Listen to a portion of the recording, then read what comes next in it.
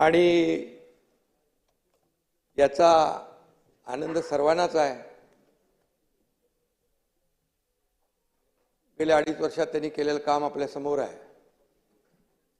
मी देखील त्यावेळेस सभागृहात म्हणालो होतो, तेव्हा दादा आम्ही दोघंच होतो। आम्ही म्हणालो आम्ही 200 पेक्षा जास्त आमदार निवडून आणू, नाही तर मी शेती करायला जाईन।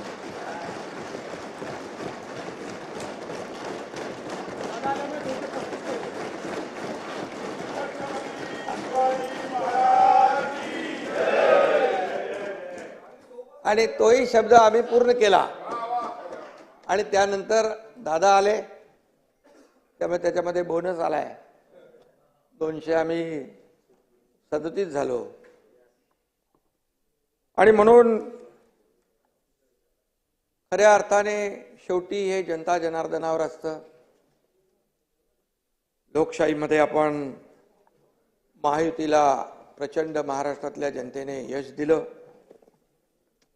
आणि विकासाचं आणि प्रगतीचं नवं पर्व या ठिकाणी सुरू झालेला आहे।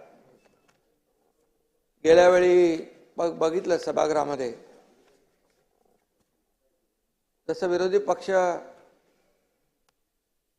चांगल्या कामाला मला सपोर्ट, जिथे काही सरकार चुकेल तिथे कान धरण्याचा अधिकार, परंतु ते सगळंच काही अस्तित्वहीन होतं।